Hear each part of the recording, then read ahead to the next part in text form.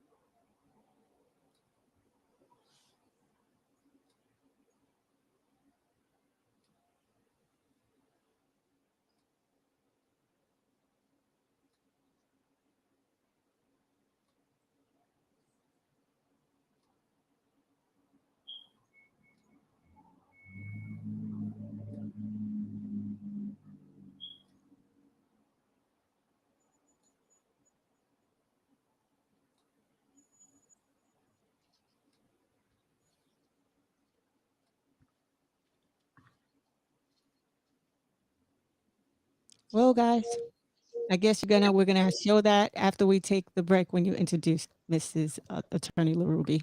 So,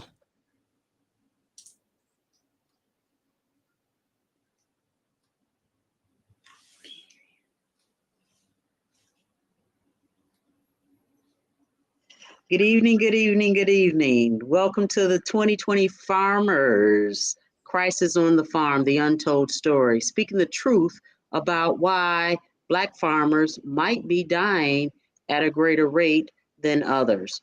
And we have brought in a specialist today to share some information with you that we at the 2020 Farmers Co-op believes is very important to Black and brown farmers across the nation. More importantly, for those who may be taking care of Black and brown farmers or those who may know Black and brown farmers. One of our gist here at the 2020 Farmers Cooperative is advocacy, making sure that our Black and brown farmers are well informed and we are collectively moving together so that we can increase economic parity for all. And I am very excited this evening to bring to you all Attorney LaRuby May, who is one of the very few Black mass tort attorneys in the country. And she has teamed up with the 2020 Farmers Co-op to make sure that we understand those things that might be affecting our Black and brown farmers. So without further ado, I am going to turn it over to Attorney LaRuby May.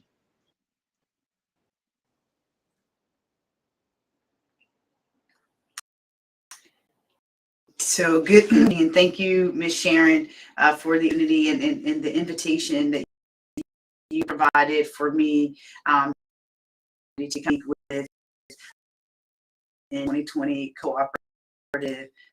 It's just, again, just an amazing opportunity, and I get really excited about the opportunity when I see folks who are trying to make sure to kind of help to educate our people on the different things and the different issues that they deal with. As mentioned before, my name is LaRuby May, and I am an attorney. I have my own firm, MD, but I also have the privilege of serving as of counsel with Levin Papantonio Rafferty, which is a mass tort firm in Pensacola, Florida, my hometown, and really, and is where I get the opportunity to be able to serve as a member of the leadership team, or the litigation team for the mass tort for Paraquat. And just wanted to spend some time talking with folks this evening about what Paraquat is, about what the litigation is, being able to answer any questions that people will have, so that we live educating. I will say, to start off the presentation, obviously we want to be able to look at folks who've been harmed to see if we can help them. But, the other thing about it is the product that I will be talking about, Paraquat, although it's banned in countries, all in over 60 or 70 countries across the country, it is still a legal product in the United States of America. And so that, for as much as being able to help identify and talk to people about those who've been exposed and have Parkinson's, it's also to be able to make sure to educate our people that, asking our neighbors, our brothers, our families that are farming, that if they're using the product, to really think about using it, and to encourage them to not use the product. So now I'll go into the presentation, and if you have any questions, feel free to put them in the chat. And like I said, I'll definitely spend as much time as I possibly can answering any questions. So again, I have the privilege of being one of 16 lawyers on the litigation team, the national litigation for Paraquat. For those of you who do not know, Paraquat is a very highly toxic herbicide, right? It is pretty amazing and very strong of a product. What I'm told is some people use Roundup, but people use Paraquat because Paraquat worked almost immediately. Like if you sprayed it on the weed, you almost immediately would be able to see the weed dying. So it's a very strong and a very good product at whatever it did. The product was ICI was the Industrial Chemicals was the initial company that manufactured Paraquat, and then they were bought by Syngenta, and they distributed the Paraquat in the United States starting in the early 60s. And Chevron, right, was a part of it until 1986. So Syngenta and Chevron were distributing it together. And in 1986, Chevron stopped producing it. And that becomes important to you in terms of that's who we're suing as a part of the litigation, of the manufacturers and distributor of the Paraquat product, which is Syngenta and Chevron. It's also important to note that Paraquat is can be fatal. As many chemicals, but to drink Paraquat, you'd have to only take a very little sip of it in order to kind of have fatal results. And there's no antidote for it. Again, like I said, the early 20s, the early 60s is when Paraquat was actually introduced to the market, but it didn't come to the United States until like 1964. And again, as I said before, it was just a really good product, right? Like you could almost spray Paraquat on a weed and go down the road. By the time you come back, not only would the weed be dead, but it would also make it so that you can start sowing a new crop almost immediately. So, making it, again, very efficient for the work and for farmers to be able to do what they did, farm food for their families, for those of us, not families, providing for others in the community. I wanted to show you this Paraquat use data map so that people get an understanding of like how widely used Paraquat is in this country, or how widely used it was. This map is from a map of 2017. So, it kind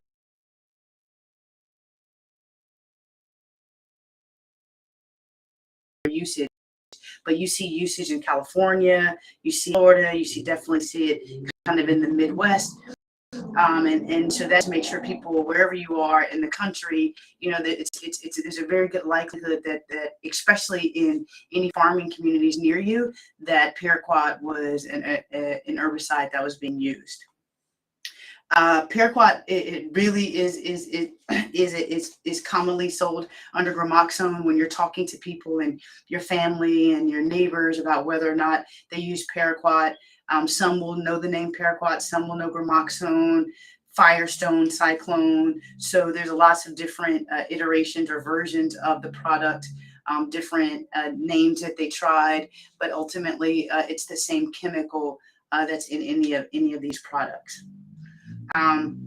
again, farmers, you know this better than I do, but this really is just talking about the ways in which our people on the farm were exposed to paraquat, right? And it ranges, just like you see on the screen, it ranges from being sprayed with a backpack sprayer to crop dusters to tractors, booms, and so there are lots of ways in which the application of paraquat happened on farms across the country. The one thing that we don't see is paraquat was sold commercially. So we don't see very much use, and we're not looking at residential use of paraquat, which most people didn't use it around their homes or around your house, the family house. It, again, really was a product that was used on farms and larger farms. As you can see from the pictures here, cotton was a product, peanuts, soy, hay, tobacco.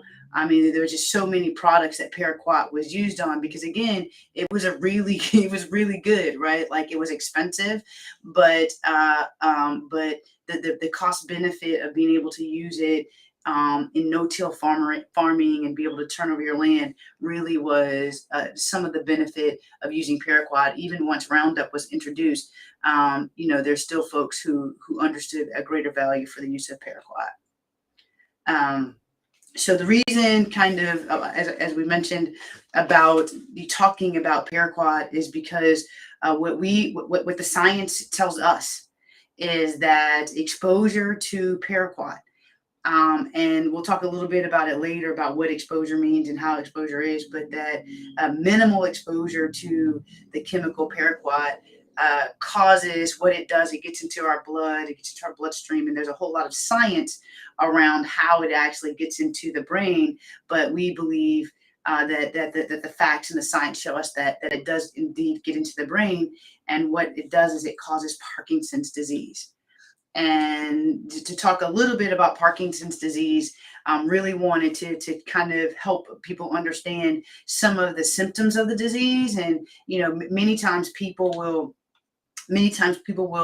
only understand Parkinson's for people who kind of have shaking or who have what we identify as tremors, whether or not those are hand tremors or leg tremors.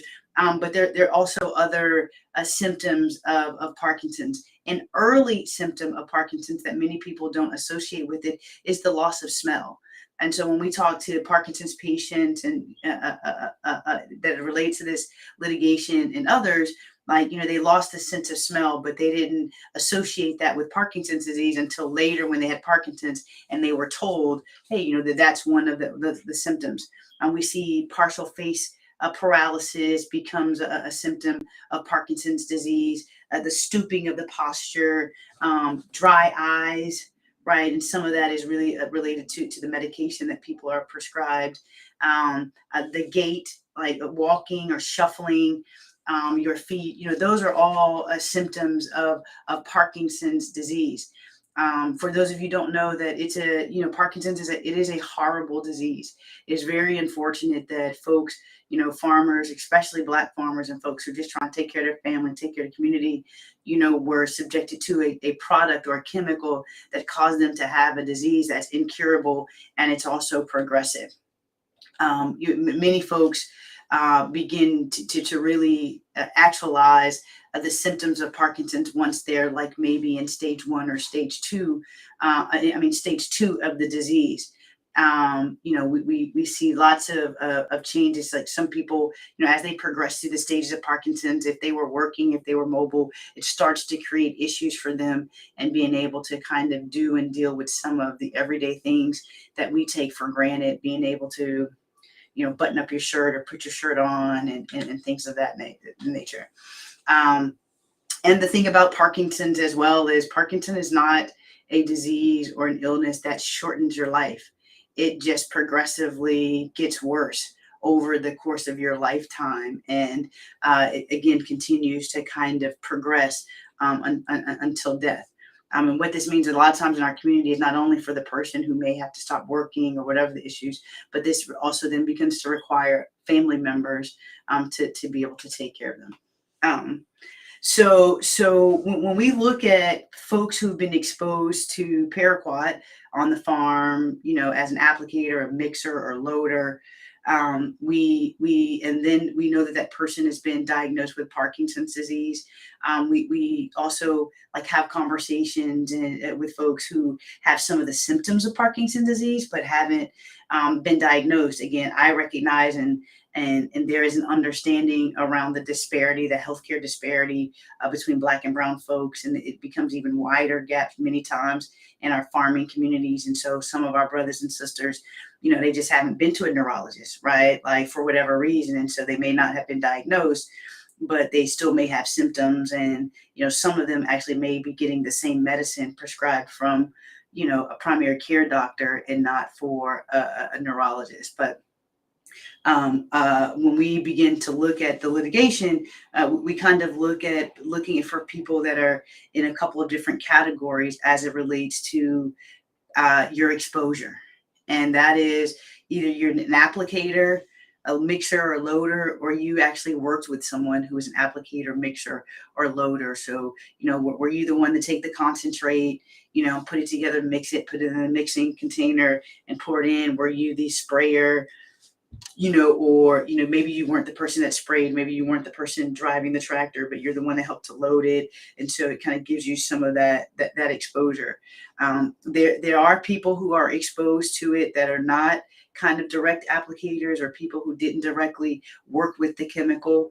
And those are people, again, who maybe were working in the fields when the crop dust was spraying the paraquat. And so there definitely are situations where you weren't directly involved with the product, but you had some exposure. And that again becomes a conversation. If you are in that situation, or you have a family member that's in a situation that's been, that has Parkinson's, and they were not like a direct mixer or a loader or applicator, then it's just about, you definitely having a conversation around being able to kind of validate or verify that exposure. And that not only matters for people who kind of have drift exposure, but even folks who had direct applicator. Like if you directly, mixed it or loaded or sprayed it, part of the journey and being able to help hold these people accountable for this bad product that they put in our community is being able to know where it was bought, or know somebody like, the feed store, again, to just try to make the connection between the product that you use, where that product came from, so that we're able to kind of have a more confident of an argument that, the product that you used was Paraquat. You did use it this many times, right? You did have this exposure, and after a time period, you were diagnosed with Parkinson's, or you had the Parkinson's disease. So, many times farmers, they're not worried about exposure when you're farming out there. And I'm not a farmer. My grandfather was a strawberry farmer, but I'm not a farmer.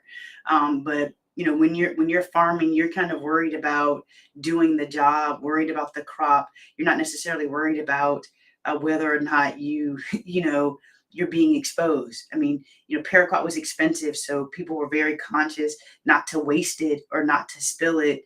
But people weren't necessarily thinking that, like, hey, even if I wear gloves and PPE while I'm spraying it, when I take it off and I untie my shoes, because I've been wearing my shoes out there, that the moisture and the paraquat that's still on my shoes now are exposed to my hands.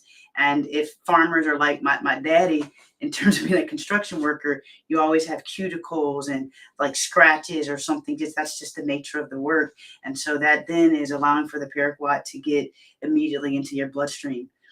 The amount of paraquat needed into your bloodstream to have a relationship and causing your Parkinson's, it's minimal. It's less than initially. I had the picture on the screen with a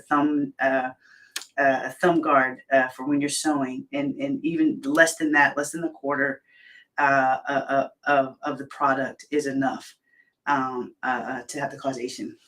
And that's where you see, like, again, just to kind of finish up on the intake criteria, proof of use and proof of exposure, right? Proof of use is like, hey, was it your farm? Did you work on a farm? Like, were you an applicator? Like, did you file your taxes? And on your taxes, you put that you worked on a farm. And just, again, being able to kind of help us tell your story around what you did, how you did it, how you used it. Did you use it in the summer? Many times we hear about folks using the weed killer early in the morning to kind of minimize it drifting away. So, those facts that we don't think about traditionally as farmers and doing the farmers work are things that are conversations that we have now in terms of being able to show you exactly how much exposure you've had and to be a part of the conversation to hold Chevron and Syngenta accountable for the harmful acts that they had as it relates to this product. And again, that's also the same as exposure, right? Like it is impossible. It's pretty much impossible for you to have sprayed Paraquat and not have exposure. It's like almost like it's just non-existent. Like if you sprayed it, you were exposed to it, and it's about just how much that exposure was. That's kind of really, hitting what I believe are some of the high points around Paraquat, around Parkinson's disease. Again, I'm very privileged to be one of few folk who look like me around as a lawyer in the mass tort litigation for Paraquat, but even more grateful to have the opportunity to kind of come and speak with farmers and folks and family and friends of farmers to make sure that we're getting this information out so that people, if you just have a question, as you see on the screen, that's my phone, that's my cell phone number, right? That's my email address. If you have questions about the presentation or anything, please feel free to give me a call or definitely go to the website for 2020 Co-op. This is what they're doing. They're partnering with folks like me and folks like our firm at LPR to make sure that as the litigation happens, because it's going to happen, it's going to move forward. Whether or not Black farmers that have been harmed are part of the litigation isn't going to stop the litigation from happening. But my desire is to make sure that as we go into this litigation and we hold Syngenta and Chevron accountable, that we are able to hold them accountable for people that have been harmed in our community. So I'll kind of stop there. I could talk for a really long time about this. About Paraquat just because I spend a lot of time with it, but I'll take a minute to see if there are any questions that anyone would like for me to answer. Okay. We do have quite a few questions in the chat, Attorney May, and I just want to shout some out here. But one of the questions was, or I'm just kind of paraphrasing here, Paraquat's ability to be dormant in your system and then come out years later. Can you talk about that a little bit more? So it's really it's not that it's dormant in your system. So what we do know is there is a latency period. There is a time period between when you are exposed to Paraquat and when we see the symptomology of Parkinson's disease. So like if you were exposed yesterday, then you were diagnosed with Parkinson's tomorrow, that Parkinson's disease is likely not to be related to the exposure of Paraquat. But if you were exposed to Paraquat, 20 years ago, and then you were diagnosed with Parkinson's, 13 years ago, 7, 8 years later, we there's a greater likelihood that there's a relationship. And that's because, again, Paraquat gets into our system, it gets into our blood, the blood-brain barrier. I mean, there are experts that are much better at science than I am, but ultimately what happens is it gets into your brain, right? And it begins to redox, right? You think of it in terms of like it recycles. So probably the best layway for me to understand it is gets into the brain and it starts to destroy, right? Neurons for lack of a better science word. And so then it redoxes and it continues to destroy. And then it redoxes and it continues to destroy until eventually the destruction of what it does to the brain is what begins to have the onset of Parkinson's disease. So does that answer the question? I would think so. I would think that's a good thing. And so here's another question. Paraquat is a toxic chemical that is widely used as a herbicide, plant killer, or primarily for weed and grass. Is that correct? Yeah, no, that's correct. It is primarily a weed killer. I mean, that it is a weed killer. That's what it's used for. So what you see a lot of times, again, in no-till farming, what you'll see is Paraquat being used again because it was powerful, it was targeted, and I could spray Paraquat. I mean, Paraquat, kill the weed, get into the soil, and again, in a short time period, my soil will be ready for me to sow other seeds, and it didn't even have to be of the same crop. So it was, it's not a pesticide, it's an herbicide, and we see a lot of use on fence lines, right, for farms. A lot of times you'll have ditches as water retaining, or like getting your water to flow off of it. So you'll have ditches. You'll see a lot of people use Paraquat in those ditches to kill the weeds so that you can keep the flow of the water, the runoff that's happening. So we definitely, you wouldn't see a lot of Paraquat use around the live crop because it pretty much kills everything. But you definitely, in those areas where you had weeds, would have it, would use it. And I think it's important to say, like, as well, and we see a lot of Paraquat use around citrus, orange trees and lemon trees and grapefruit trees. And so, like, it was definitely a well-used product. Okay. Another listener wants to listen, or at least wants to know, are there any particular brand names that we may be familiar with? Gramoxone is probably going to be, it's either going to say Paraquat. For the most part, it was sold under the name Paraquat, but you'll also see Gramoxone. What I will do, let me go back to sharing my screen, Miss Sharon, and I'll go back to the slide that has some of the names for people. Sorry. So, yeah, Gramoxone, Firestorm, Cyclone, Helmquat, Parazone, Parashot. Those will be some of the ones that would be more common, but the most common is Gramoxone. Okay. Are these products sold in like your Home Depot or Lowe's, or do you have to go to a special store? You're going to go to a feed store, a farm supply store. And that's why we don't look at very many cases for residential uses. It's not like Roundup where you can go and get it from the store, the Home Depot or the hardware store or something like that. Like, this is a product, because early on in the early 60s, when the product was introduced to the market of the United States, there was not a requirement, but eventually this became a registered use product. So you had to be certified in order to purchase the product. So, like, not everyone could purchase it. And again, that when we start looking at exposure and, like, did you use it and things like that, those become evidence to be able to, like, yep, you purchased Paraquat because you had the license. But I know, and we also know that many times, many times in our community, having the license isn't a prohibition of us being able to get the product. There may be one person that has the license who bought it and then allowed for other farms to be able to get it or buy it from them or use it. So I want to make sure that folks are not deterred and say, like, well, I didn't have a license, and so I bought it from the other farmer. Again, that's still worth the conversation, because that other farmer may be able to verify that they bought Paraquat and that they sold you Paraquat. Okay. So then that kind of leads to the next question, then, I think very appropriately. A question came from the listening audience. It says, does this class action involve deceased individuals? Yes. So first of all, let me just clarify that this is not a class action. This is a mass tort. And so in kind of like the fundamental difference between a mass tort and a class action is, in a class action, all of the members of the class, right, if you win, whatever the settlement, whatever the trial decision, if you are victorious in the class action, everyone in the class is treated the same. Everybody wins. When you get the $3 from Sprint or Verizon about a class action you got in your mail, everyone who is in the class is a beneficiary, and they have the benefit is the same. In mass tort, that's not the case. In mass tort, the damages for the individual are based on the damage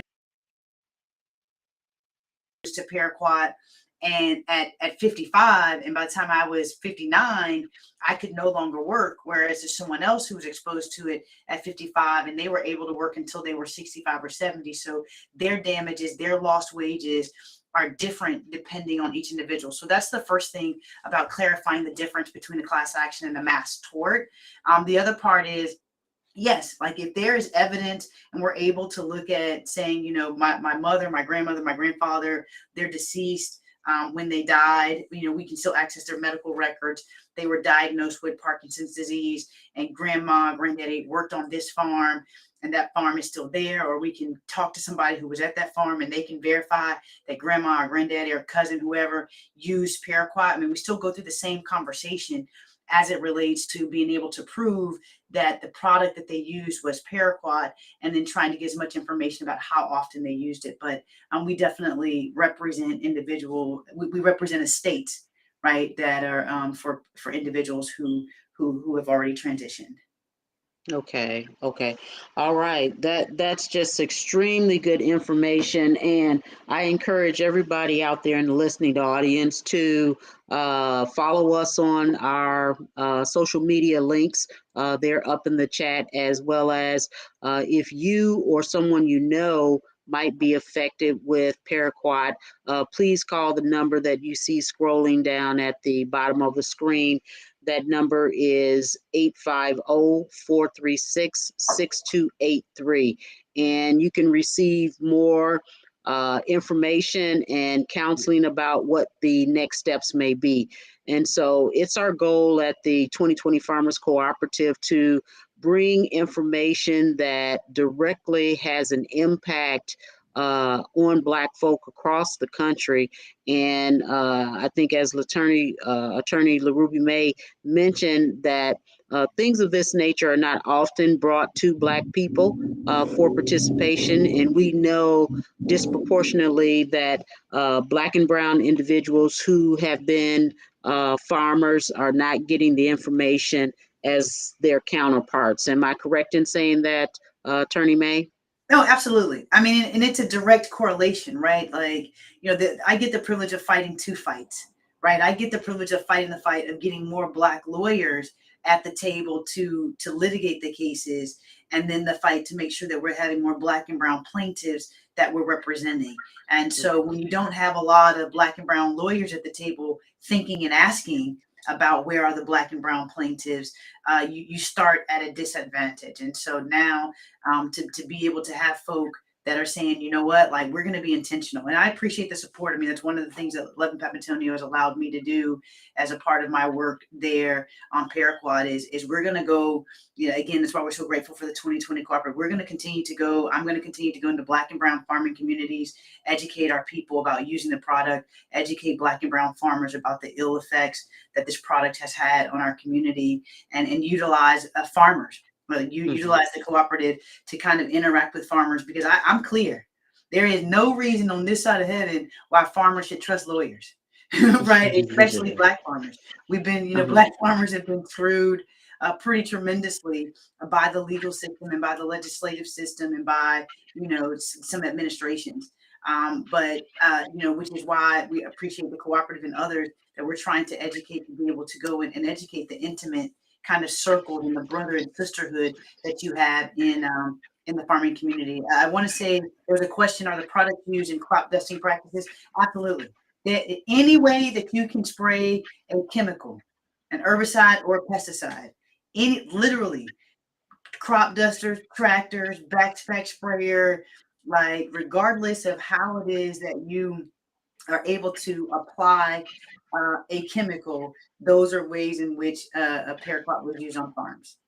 Okay, so Attorney May, then that leads me to the question, could I had possibly been affected by this stuff being airborne? Could I breathe it? Could it float in the air and I'd be exposed to it?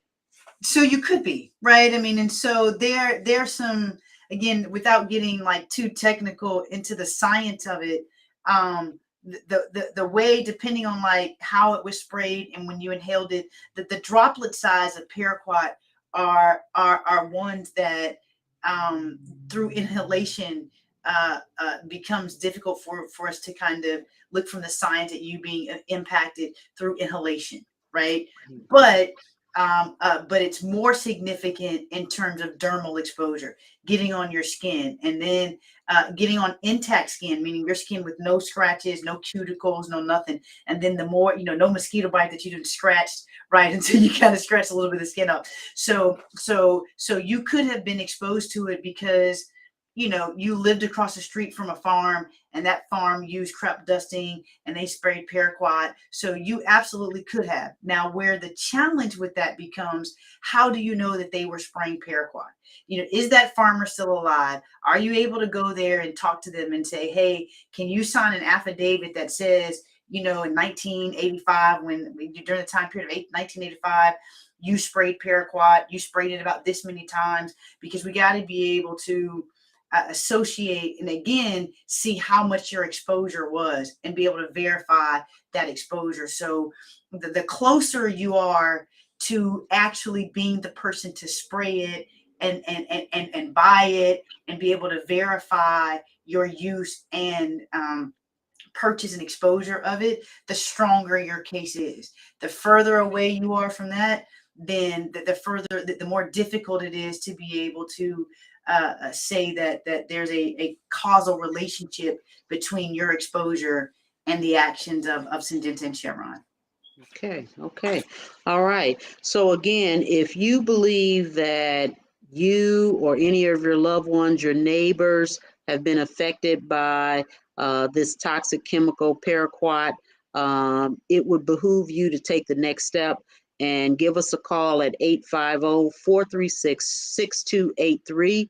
You can go to our website at www.2020farmerscoop.com and obtain some more information. Everybody that registered for this particular informational session, you will receive an email following it with the call-in number, which is 850-436-6283.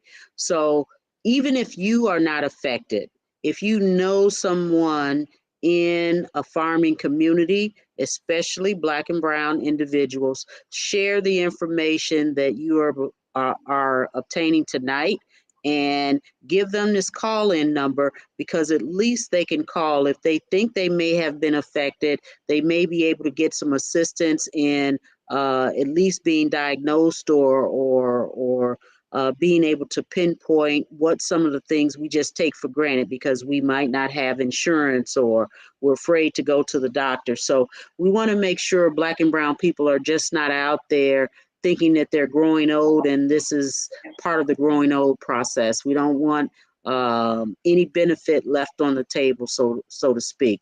So we appreciate you all coming out. I'm going to ask Attorney Sharon, can I May. say one more Yes. thing? Absolutely. For those of you who live in California, when I talk about kind of the drift cases along the question that you asked, Ms. Sharon, in terms of like if I just lived in a neighborhood or whatever, for those of you who have family members in the state of California, one of the benefits that you have is California was a little bit more insightful than the other states in the country.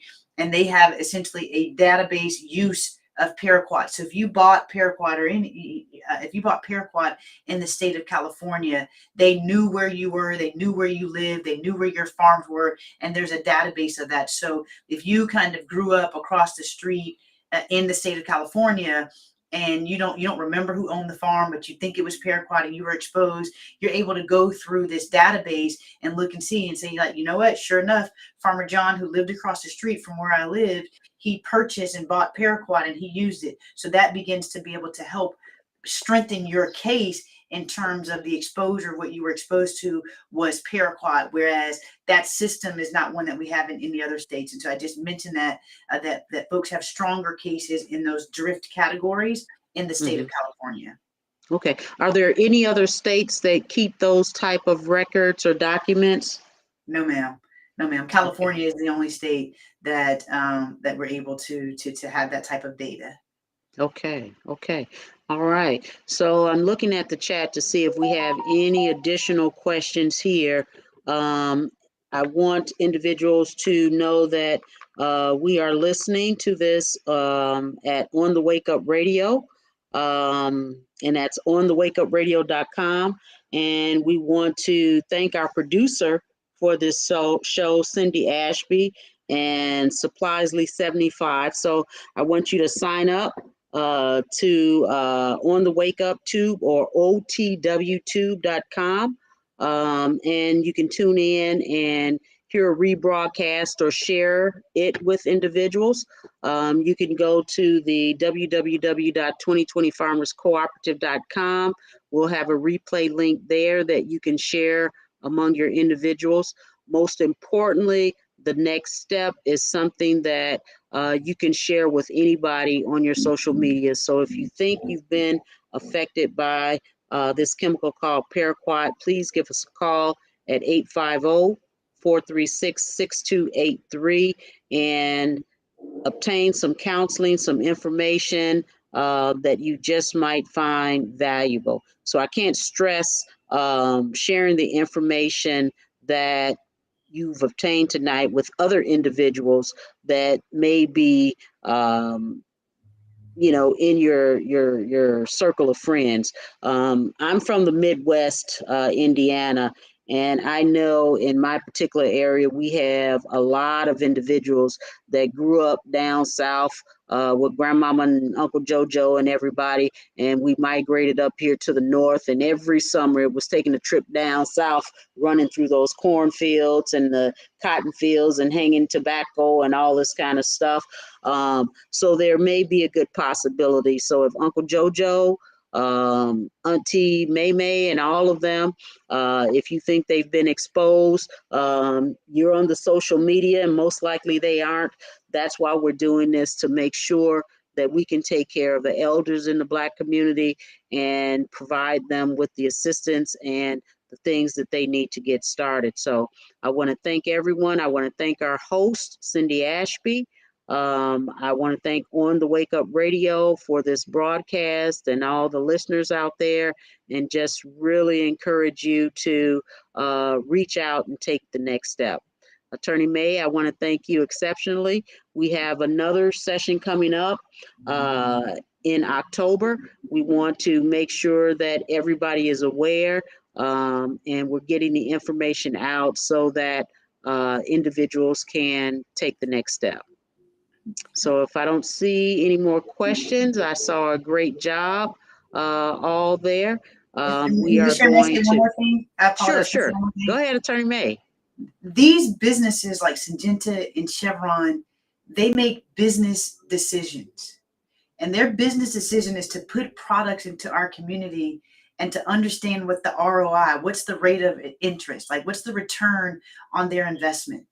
And when Black and brown communities are harmed, but we're not a part of the litigation and we're not making them pay for putting bad products into our community, it's actually a good business investment, right? They spend some money, put it in our community, they make a ton of money, and they never have to pay any of it out in litigations because we don't come to the litigation table to hold them accountable. And so, even if you only look at it from that perspective, to be able to, I would love for Syngenta and Chevron, when we win this case, to actually be really pissed off about not just about how much money they have to pay, but how much of what they have to pay is going into Black and brown farming communities. And the only way that that's going to happen is if we spread the word and make sure that our brothers and sisters, our Black and brown farmers, understand what's going on and how they can participate. But again, Ms. Sharon, thank you. Thank the cooperative. Thank you, Ms. Cindy, for being the engineer of this experience. And thank all of you who've shared time with us. And I look forward to the second time and any other time that we can share this message. Okay, thank you, and thank you, Attorney May. So www.2020farmerscoop.com. Thank everyone for joining us tonight. Good night. Good night.